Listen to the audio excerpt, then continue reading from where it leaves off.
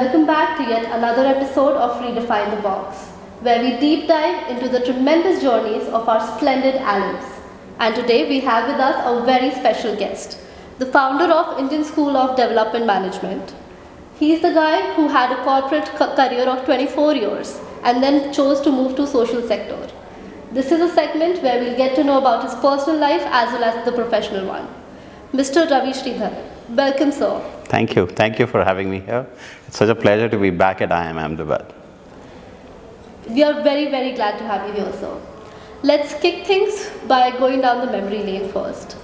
There's a very famous quote that goes, "We don't know that we are living the good old days until they are good old days." Correct.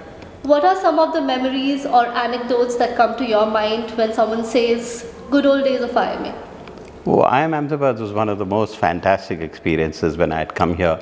Obviously, it was very aspirational to come to IIM Ahmedabad, and you felt really good about coming here. Right. And to be honest, you also felt very special. You thought like, IIM Ahmedabad jayenge to, we're really special.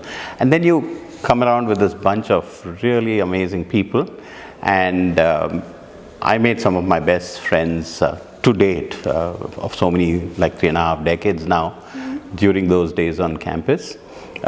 Very formative years, and that's when you also started, at least for me, I started thinking of what I wanted to do in my life, what kind of profession I wanted to have. So that was one. The other is everybody had their own journey at IIM Ahmedabad. Mine was a very all-round journey. So, it was a combination studies, so everybody had to do, there was no choice. Yeah. But I also played basketball, football, volleyball for IIM Ahmedabad. The inter-IIM was a very special thing. I was a lit secretary, so I was also a debater, a skits person, a jam person. So I had a full life at IIM Ahmedabad. It was very special. It seems to me like you were able to do everything. Yes. And it's something I think we all have struggled with here. Yes. But what about some of the fun incidents? Is there any fun story that comes to your mind? Oh, there are so many fun stories that we have from our days at IIM Ahmedabad, and I'm just trying to think of something that will be interesting to all of you. So, for example, we had something called the Intercombo. Intercombo was a group of dorms who made into a combo, and there were 3 such combos, and we had a sort of a inter-hostel effectively during those days. And I was very active, as you know, because literary and games and all that. And I remember designing the costume for us to do our procession for the inauguration. So we basically, the costume was, I got a pillow cover on the head and a bed sheet tied around like this without a shirt. And, you look like Romans or something like that. So that was a fun thing that we did. And then we did a skit which was very arrogant during the inter-IIM. I don't know whether it's still there, but the arrogance of being IIM Ahmedabad was always there. And we did the skit. And the starting of the skit was 4 people were writing the CAT exam in a row. And second guy was copying from the first, third guy was copying from the third. And the first one gets into Ahmedabad, second guy gets into Bangalore, third gets in. So all sorts of politically incorrect things we have done on campus days, but it was all fun. Sounds pretty fun. It was. Next up, there is one thing that we've constantly heard from all our alums, that IIMA has played such a huge role in their journey. We would like to know how IIMA has played a role in your life, both personally and professionally. So IIM Ahmedabad probably gave me the most unfair advantage in my life. I say unfair because there are many smart people in the world. But the label of IIM Ahmedabad just puts you into a completely different league. I don't know whether things have changed over time, but I've called it the unfair advantage because I've always felt there are equally smart, if not better people very often in organizations at different levels in countries and so on and so forth. But this tag was always, "Arey, ye IIT IIM ka hai." That was like... You had both, right? And I had both. So that was, I call it an unfair advantage. I don't know whether I should say this because it sounds horrible, but I have always been modest about myself. I think myself as an average, maybe above average sort of a person. But the advantage that IIM Ahmedabad, and some of it was genuine advantage, the kind of faculty we studied with, the kind of intensity with which you had discussion with the students, the kind of, because of the case method, we had a different approach to real problems. I was not quoting a theory in any situation. And I remember so many instances that I've used from our case studies in real life situation. अरे उस Quaker Oats case study में याद है हमने ऐसे किया था, whatever, and that's very, very powerful. And some of my professors were like gods. I mean, Labdi Bhandari and Professor Mote and all that, Professor Khandwala, these are like legends. I mean, I can't tell you what a difference they made to our lives. And it gave you the confidence to go out there and then, do things confidently and believe in yourself. Right. I think it's also about the plethora of things you can do on campus, not just a CAS, like you were mentioning how you were involved with everything and anything. Everything. Right. Okay, so we would like to know a little about Indian School of Development Management now. Can you share what your vision was when you thought of starting the school? Yeah, so it's a little bit of context to that, right? So I benefited from the whole liberalization and my career just flourished. I had an international career, I was all over the world, I was in some very fancy titles and earning very good money also, because compared to what my father's generation earned, we earned far more than that. So I had a very, very successful journey, but around the age I was about 39, I asked myself what makes me happy. I just closed my eyes and said what makes me happy. It was not my corporate life, it was not my money, it was not the international lifestyle. It was a project I had done to build a school for children of migrant workers in the outskirts of Bangalore. And that just flooded my mind. And I said, well, if that's what makes me happy, then I should do more of that. It's always that little incident, that small incident that Correct. leads to such a big change in your Correct. life. So then I decided I'm going to switch to the social sector. Then eventually I switched to the social sector. Then I worked at Azim Premji Foundation, and I was working on school education, which is very close to my heart, across the country. Villages in Barmet, to Uttarkashi, to Damtari, to all sorts of places. May I ask why? Yeah, so Why Azim Premji, school education. Yeah, that's a very good question, because school education, I feel, is what gave me the advantage in life. The fact that I went to an English medium school, the fact that I went to a school which taught me well, the fact that I could score well, etc., etc. And I believe that even in today's day and age, if you want to change, bring socio-economic progress, there is no powerful way other than school education. If you want to move somebody from a certain socio-economic bracket to another, there's nothing that is more powerful than school education. And it's a non-violent way of doing it. So I'm a huge believer in school education being the foundation for a great country. So working across these places, I would see amazing people doing amazing work. And it was humbling. I used to think I was this serious, star and, IIT, IIM, CEO ban gaya in an international country and all that sort of stuff. And then I would see somebody working in one village, in one deep corner of, one of the, in the remotest corners, Dhamtari, Uttarkashi. And I'd be amazed at the work they're doing. And that was a blind sight for me from my own journey through IIT, IIM, corporate life and all that. I just thought I was the hero. And then I looked at this lady who was a head teacher of a school, and I would think, my God, what she's doing is 100x more complex than what I'm doing as a CEO. I'm not exaggerating. Resources nahi hai, caste se she's being ill-treated, the house doesn't believe she should be going out, and all sorts of pressures, and then she's running an amazing school in that place. And this was humbling for me. But the other side of it was that all these people doing amazing work in the deepest corners of this country were struggling. They were failing, they were collapsing, they were not able to grow it and all that. And why? Because they were not able to handle the management aspects. Managing money, managing process, managing people, managing technology, managing networks, managing government relationship. And I said, this is the easy part. The management is the easy part. You figured out how to make a difference to the lives of those girls. And you're going to shut down because you don't know how to handle this. So that was one side that was bothering me. But the second side that was bothering me is, this corporate management is not going to work here. This is a very different type of management, because some of the ideas I used to come up with intuitively would be very out of place in the social sector. So this question was bothering me, that the sector, if it had management practices, the work it's doing can impact much larger sections of communities in the country, if not the world. But that management is very different. So I went around the world to find this management. I actually went to the best schools across the east and west coast of the US. We spoke to schools in Europe, in Asia.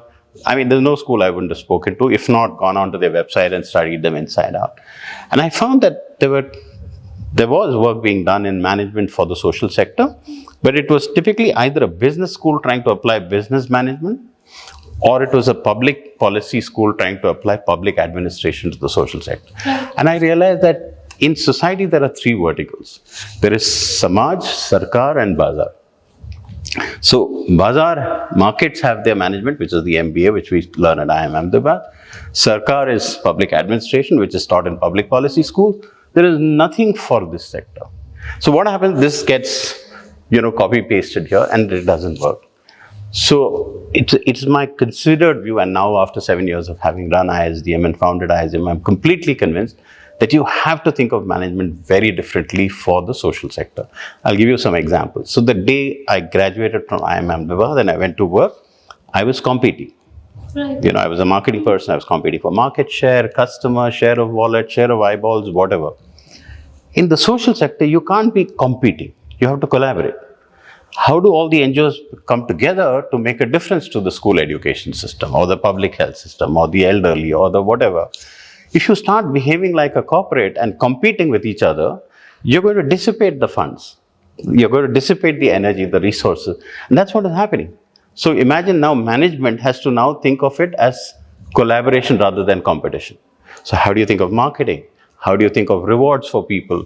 How do you think of structuring incentives and things like that? Completely. How do you change the culture of the organization? So I suddenly started realizing you need a very different type of management.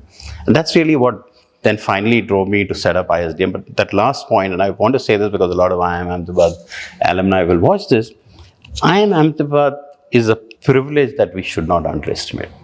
We are hugely privileged to have studied at IIM Ahmedabad and carry the label of IIM Ahmedabad and that unfair advantage I said to you. My view is we should use that, of course, for our own selves, our families and all that. But I think that's a very, very limited use of what you can do. If you're able to make a difference into the places you go, whether it's a large corporate, whether it is society, whatever it is. So I said to myself that, I've benefited from these institutions. What can I do for the country?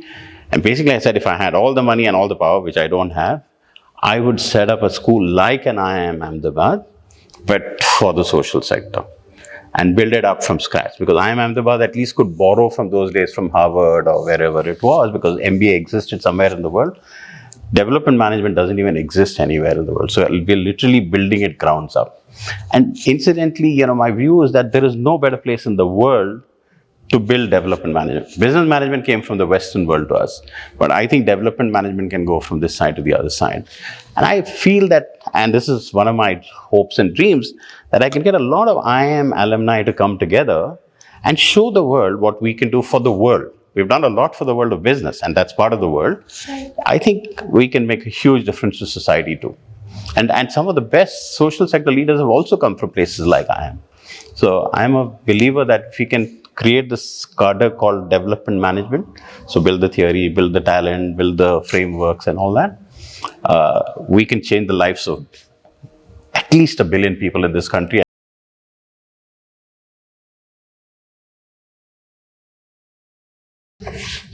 So you spoke about the three verticals. I would also want to understand if you think there are overlaps between these three.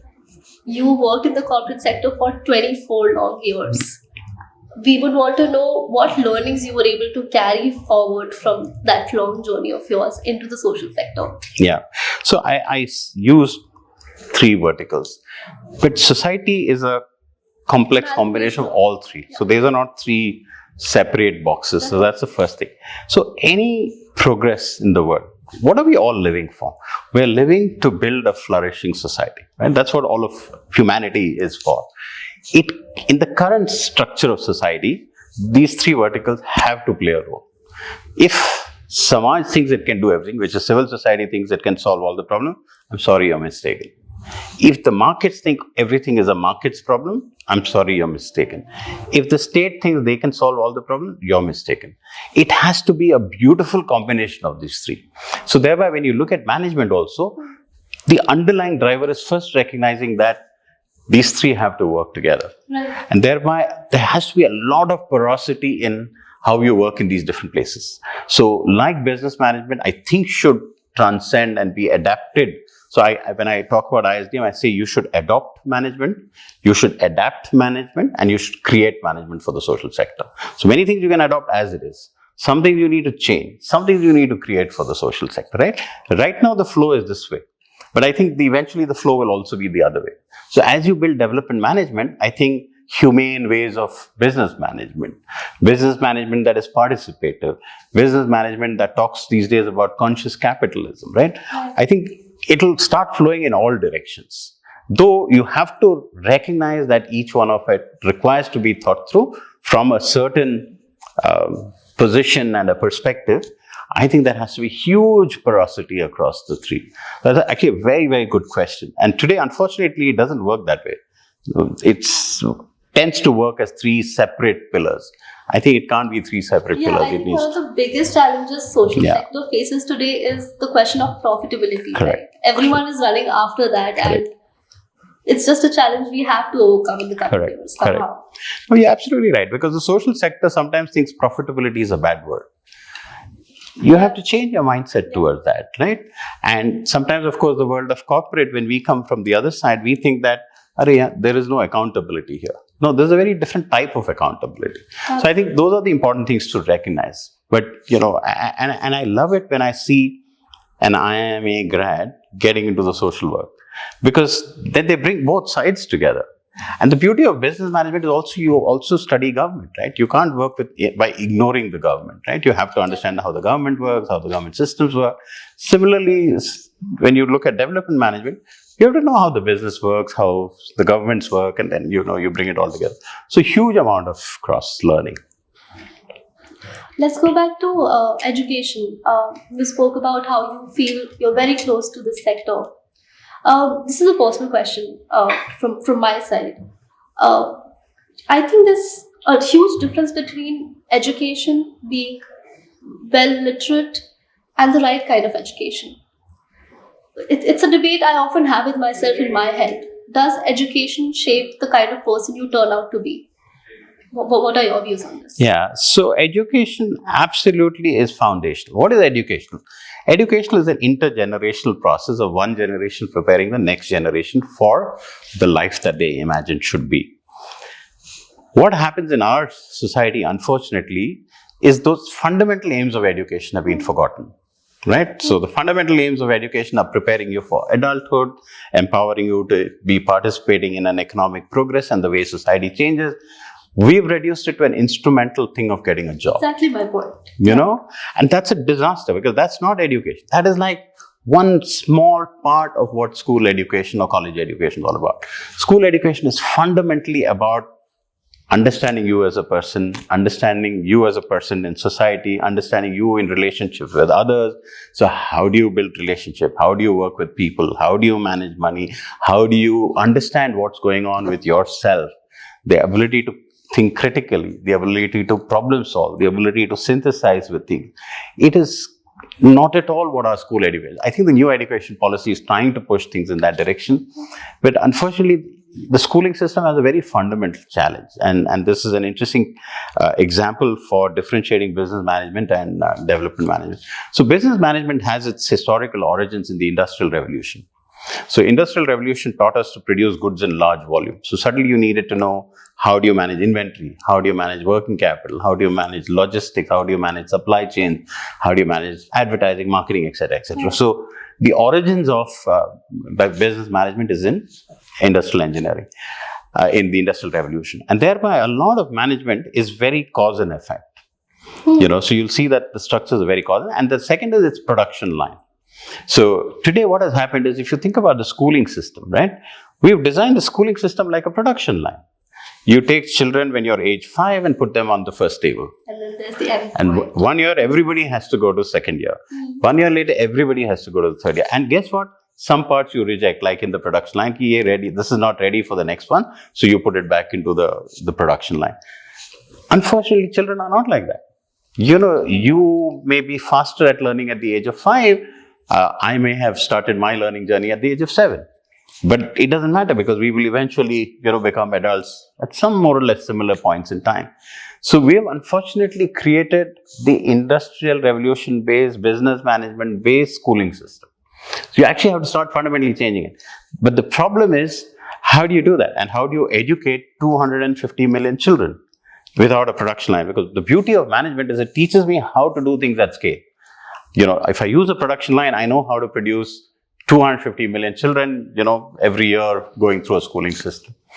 I think the way the world is going today with, big data and machine learning and deep learning and stuff like that, I think it'll revolutionize education, school education eventually, so that you get the right stimulus at the right point in time.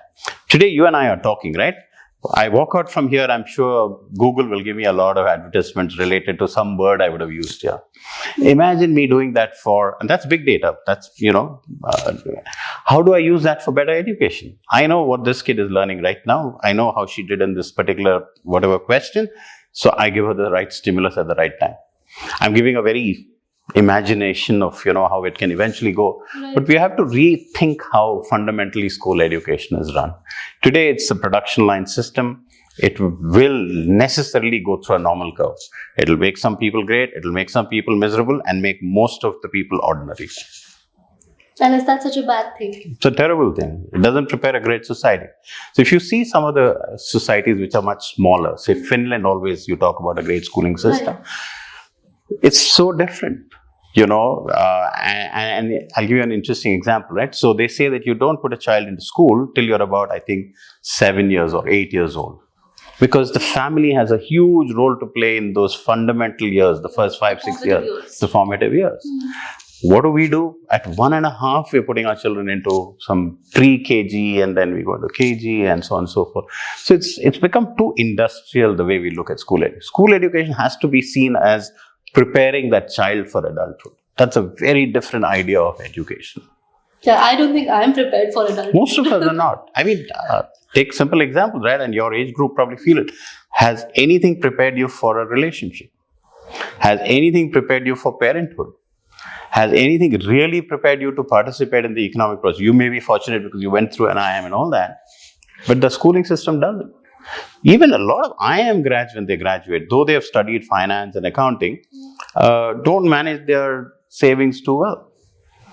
Because somewhere you've never been taught those ideas, and those are fundamental things you have to grow up with. Yeah. I do think that our course structure here at IIMA also has evolved a lot. We do have a lot of courses that talk about social impact now. And these are some of the courses I really, really like. What are some of the courses you liked in your days? So I loved marketing. So in my IIM days, my interest was very creative. So I was more I came from that theater and skits and all that sort of a background. And was this during your engineering days? Yeah, so it came from my engineering days. That creativity was there. This cultural festivals, etc., was my scene. So I very easily got attracted towards marketing.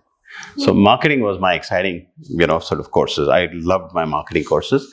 And to top that, we had probably the best marketing prof the world has seen. It was a Professor Labdi Bhandari. I saw that one of your classrooms is now labeled after him. It's called the Labdi Bhandari Classroom 2 or something like that. He was our marketing prof. And he made it so brilliant, I can't tell you. So marketing easily was my all-time favorite courses. And then, of course, there were a lot of new subjects I learned for the first time, like whether it was economics or accounting and stuff like that. So that was very exciting because it was new, but marketing was easily my favorite. Lovely. We still have these, fun arguments here on campus between non-engineers and engineers doing better than non-engineers at everything possible. Was that the case during your college days? It was, and we had about 52% engineers during our time. A lot of them had come from IITs. And at IITs, you already start believing you're the creme de la creme of the world and all that sort of stuff. But, I'll be honest. And ever since I moved into social work, I've realized that, Ravi, this is not all merit. This has been privilege. Right? And I'll give you an interesting thought. And that's because of the capitalistic society that we have. Engineers are valued more. And engineers are valued more because of the Industrial Revolution and capital, how capital. Line argument that you spoke. Yeah, that's why engineers are become. And what has happened because of that? People who studied psychology, philosophy, history, anthropology, these are being left behind. And you know what a good society needs? We need them. The engineers do the basic stuff, the plumbing, the engineering, the technology and all that. I'm not joking. Engineering is actually a lower order subject. The more complex subject is humanities.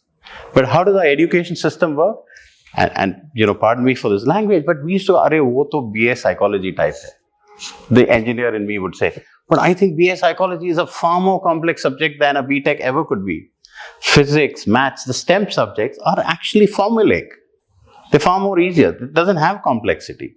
Whereas human beings is far more complex. So it's a little bit misplaced. And especially if you're going into marketing and all that, then understanding human beings is far more critical than your, STEM subjects that could ever teach you. But this argument goes on forever. Yeah, this is yeah. And it also goes back to the point of how the education system needs to change. Correct. So Ravi sir, we know that you worked with a school in one village instead of working for a huge organization that works in the similar space. What was this journey like, and what led you to go for this? This is a very interesting question because some of you may feel it very sort of silently.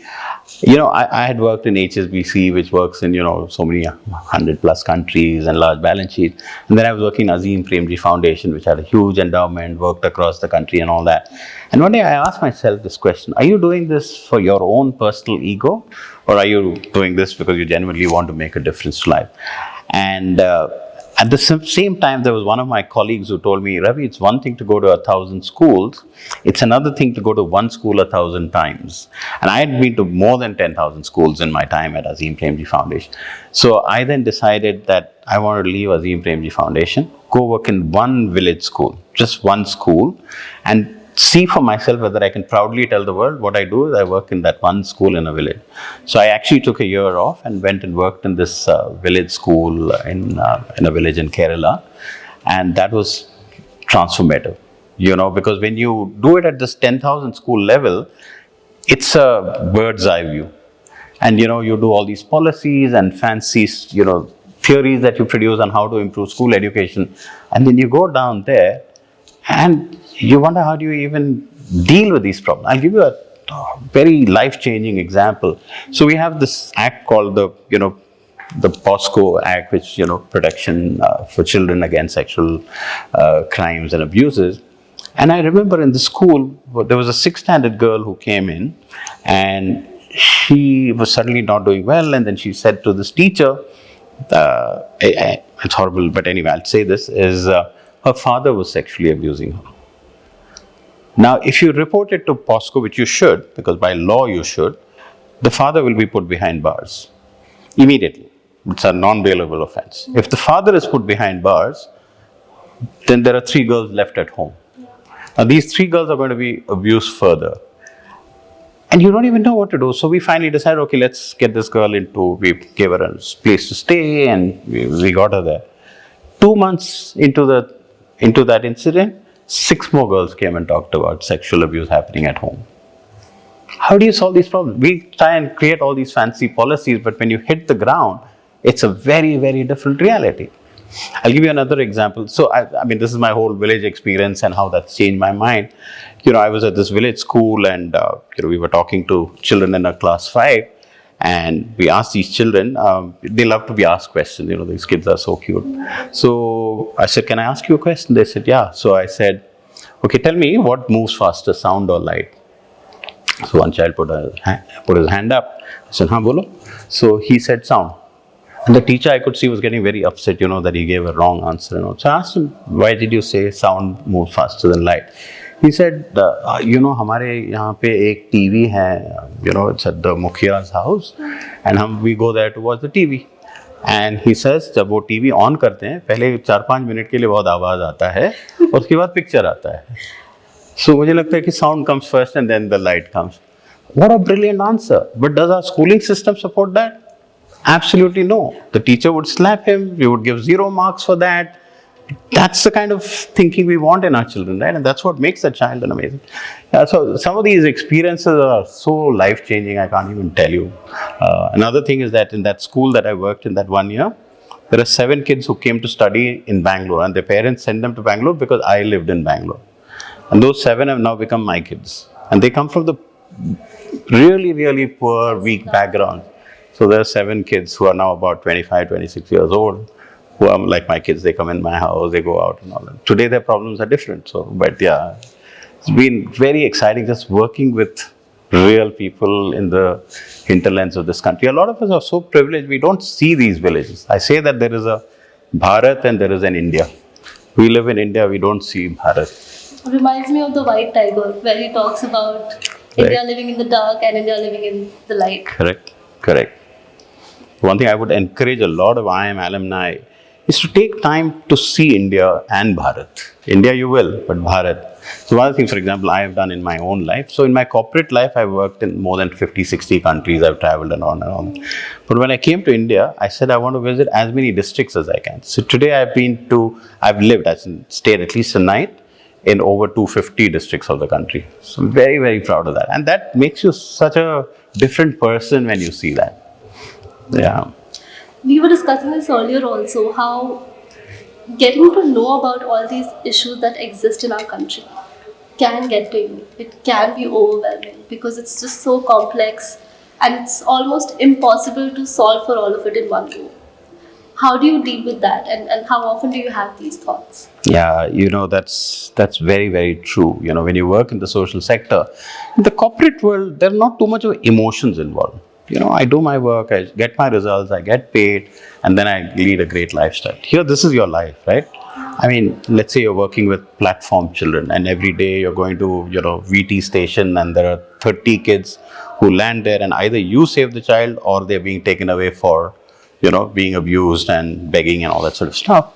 It's heart-rending, right? And you could do this with so many. It could be old people, it could be public health, it could be COVID response. So that emotional toll that it takes on you can be very, very demanding and very, very difficult. And thereby, when you prepare a social worker, and if you think of the kind of things we do in our school, in development management, I not only have to prepare you for finance and marketing and everything else, I also have to prepare you for society. How does gender work? How does caste work? What is the intersectionality of all this? But the third thing is this point that you made, which is how do I prepare you for resilience? How do I prepare you for, there's no surety to where this is all going to go. How I have dealt with it, I can share with you, is that I treat this as a choice of life that I have made. It's not about me changing the world. It's about the life I want to lead. And the beauty of the choice that this is a life I want to lead, it doesn't matter whether the result happens or not. Well, of course, I'm going to try very hard for the results. I'm never going to feel bad that it's not being achieved, because I know it's a complex space, and change doesn't happen because of my work alone. Change happens when a complex combination of things happen. It's like I tell a lot of people, the world has close to 8 billion people, and everybody is pushing the world in a certain direction. Which way will the world move? If you're a physics student, you'll know that it'll move where the net force is positive, right? Now, social is the same thing. I push in one way, you push in one way, and everybody pushes their own way. But you can't control where the world will move, because the world will move where the net force is positive. But what do? You will push it in the way you want it to go. And that's why social work, you should see it as you're one person, you choose what is the life you want to lead. And then you stick to that. When you go and saying, I want to change the life of these people, it may not all be in your hands. It could do with the rains, it could do with religion, it could do with culture, it could do with normatives, it could do with 100 years of historical stuff. So I think social work is not just work, it's a choice of life that you make. But when you make it as a choice of life, there are emotions involved, your limbic systems are involved. So we have to prepare students for all that when you're preparing them for development management. So yeah, it's a very difficult space, I would say. I can imagine. And I think you made a very valid point about building resilience, because that is something that people don't pay attention to. Yeah. And social work is not something in business. We live it, and I say this, QSQT. I don't know if you heard of QSQT. If you were my generation, you would have thought it's Qayamat se Qayamat tak. But I am referring to quarter se quarter tak. In social work, it doesn't happen quarter se quarter tak. So if you move from the world of business there, you have to first get out of this quarter se quarter tak mind. In fact, even today, a lot of funders will ask, Acha, how has education improved in the last quarter? Education doesn't improve in the last quarter. It takes years for things to change. Or attitude towards gender, or attitude towards education, or attitude towards disability, or whatever, LGBTQ. That must be posing as one of the biggest challenge to get support from the government, right? When you don't have quantification to show the improvement that you've made.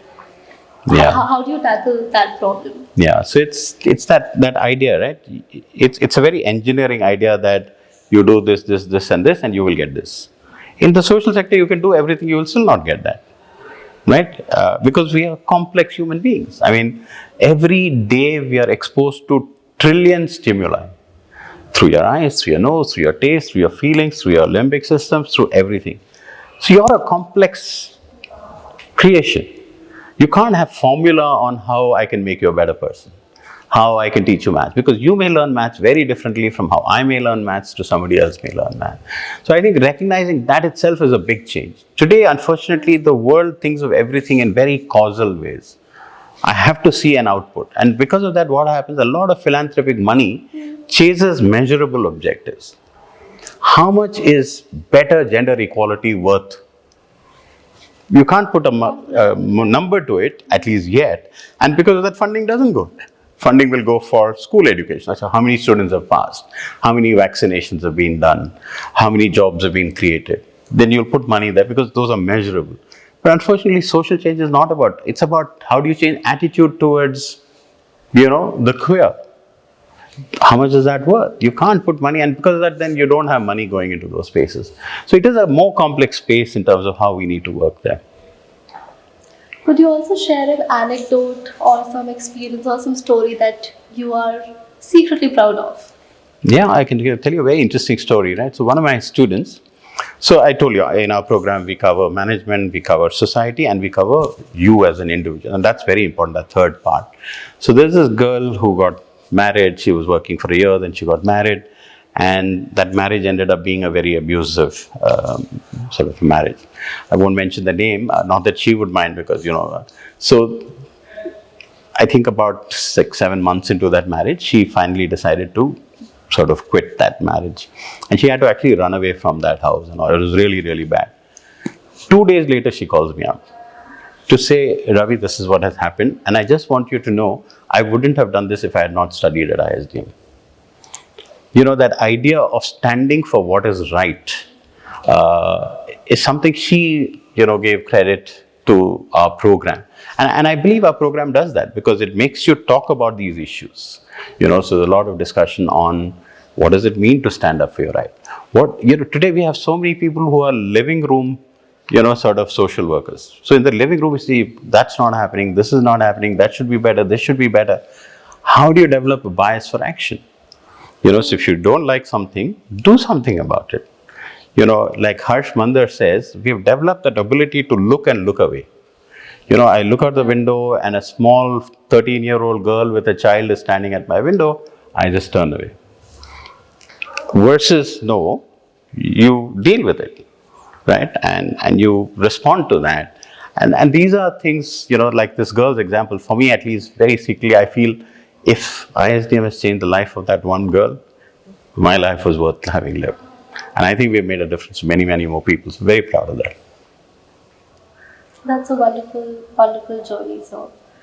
Let's talk about the idea of change in your viewpoint. I know you mentioned that it's not an outcome-driven sector, but there has to be something that makes us believe that we are leading towards a positive change. Yeah.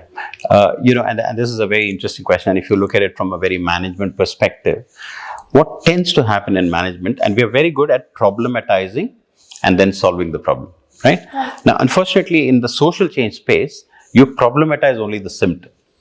And thereby what you do is you look at this thing and you figure out that you need to build toilets, and then you build toilets, and then you see, oh, you need water, and you make it, sort of working toilets, and then you wonder why are the women not coming to these toilets.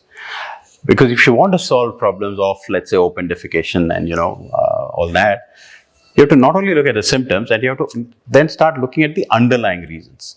And what you will find is that there are, of course, on the surface, technical reasons, but then as you go down, there'll be patterns that you will see in society. And as you go below that, you'll see there are mindset and normatives that exist. And unless you change it at all the levels, change will never happen. And unfortunately, a very techno-managerial way of change is working on the symptoms. And that's why change takes much longer. So just to answer that question, if you want to drive change, one is you have to work at multiple levels, and thereby you have to work on it at long term. And the third is you have to recognize the intersectionality of problems. So when you think about education as a problem, education is not just education. Education is affected by nutrition.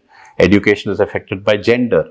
Education is affected by sanitation. And education is affected by water. So you have to recognize that these are complex systems that are operating, and you have to think systemic when you want to drive change. Only then change will happen. Otherwise, we'll keep clearing the symptoms. This almost makes me draw a parallel with the domain of marketing. How when we want to make a product, we do have to go deeper down and deeper and understand what the consumer actually needs. Correct. Okay, so this brings us to our last question. Right. The batch of 22-24 has only 3 months left on campus now. What is your piece of advice for the outgoing batch? Wow. And the current generation in general? No, that's interesting. First of all, of course, I'm going to wish them all the very best, because they're all going to graduate, and it's a new life that you're all going to start. The one thing that immediately comes to my mind is recognize that you're very privileged. It's a huge privilege to have studied where you've studied and learned all that you've learned and met so many amazing people and the subject. And once you develop that humility, that you're privileged, then you will remain a learner. So that's the first thing. And the second thing that goes immediately with that is you will make that privilege work for much larger sections of society. It could be a business, it could be a social work, it could be a large family, it could be anything. But make that privilege work for others, because others don't have that privilege. That's the first thing I want to say. The second thing I want to say is, I think your generation is probably already there, but I want to push that even harder, is be audacious. This thing, how can India ever change? There are so many people, it's too big, the problems are too... No, I think you should take it on. I mean, there's a famous Margaret Mead statement. She was a famous sociologist who said, never underestimate what a group of passionate people can do to change the world. And the world, if ever has changed because of that. And I think all of you are in that category that you can make a huge difference. You can go on to make a lot of money and make that money work for society. You can go on to build very fair, amazing organizations and make people feel very good. You can go on to do social work or whatever. But whatever you do, make that privilege work for the larger good. This reminds me of one of the best papers I've read on campus, Lottery of Birth. Yeah, I call it the ovarian lottery. You're absolutely right. It's been an absolute pleasure to unravel your wonderful journey, sir. Thank you so much for giving us your company. It's my absolute pleasure to be associated with IIM Ahmedabad. And even if 5 students, choose social work somewhere along their life, that will be amazing. I'm sure there will be people who will, sir. Thank you.